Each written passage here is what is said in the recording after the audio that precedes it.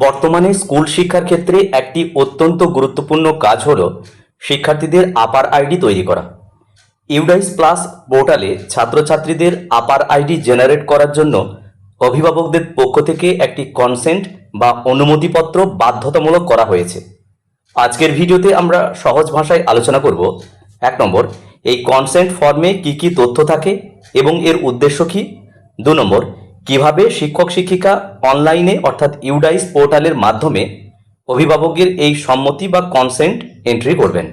তো ভিডিওটি অত্যন্ত গুরুত্বপূর্ণ একটি ভিডিও, তাই ভিডিওটি শেষ পর্যন্ত দেখা যেতে পারে। ভালো লাগলে অবশ্যই লাইক দেবেন এবং চ্যানেলটি সাবস্ক্রাইব করে রাখবেন। আপনারা স্ক্রিনে যে ফর্মটি দেখছেন সেটি হলো কনসেন্ট বাই ফাদার, মাদার অথবা লিগেল গার্ডিয়ানের আপার আইডি জেনারেশনের করার জন্য একটি কনসেন্ট ফর্ম।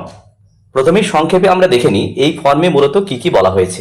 প্রথম অংশ, অভিভাবকের নাম, ছাত্রছাত্রীদের সঙ্গে সম্পর্ক, অর্থাৎ এখানে ফাদার, মাদার বা লিগেল গার্জিয়ান যেটা হবে সেটা কিন্তু এখানে দিতে হবে। অভিভাবকের পরিচয়পত্র দেওয়ার জন্য যেমন আধার বা অন্যান্য অংশগুলো এখানে রয়েছে, এই বিকল্পগুলো থেকে যে কোনো একটি পরিচয়পত্র অভিভাবকের পক্ষ থেকে সেটি দিতে হবে এবং তারপরে তার আইডি নাম্বার, অর্থাৎ আধার হলে তার আধার কার্ড নাম্বার উল্লেখ করতে হবে। এই আইডি তৈরির মূল উদ্দেশ্য কি? এটি মূলত শিক্ষা মন্ত্রণালয় থেকে অর্থাৎ মিনিস্ট্রি অফ এডুকেশনের পক্ষ থেকে শিক্ষার্থীদের আধার নম্বর ও ডেমোগ্রাফিক তথ্য ব্যবহার করে আপার আইডি তৈরি এবং ডিজিলকার অ্যাকাউন্ট খুলতে সম্মতি প্রদান করবে। তথ্যের ব্যবহার, আপার আইডির মাধ্যমে প্রাপ্ত শিক্ষার্থী তথ্য, যেমন কি কি তথ্য, নাম, বয়স, জন্ম তারিখ, তার ফটো, রেজাল্ট ইত্যাদি, এই সমস্ত তথ্য ইউডাইস প্লাস ডেটাবেস, স্কলারশিপ বা বৃত্তির আবেদন এবং অন্যান্য শিক্ষামূলক কাজে ব্যবহারের অনুমতি দেওয়া হয়।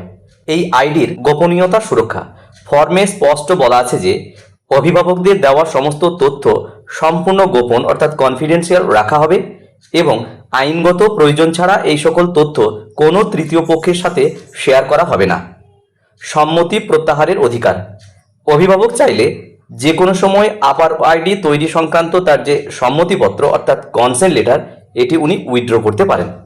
এবার আমরা অতি দ্রুত দেখে নেব কিভাবে এই আপার আইডি ক্রিয়েট করা হয়।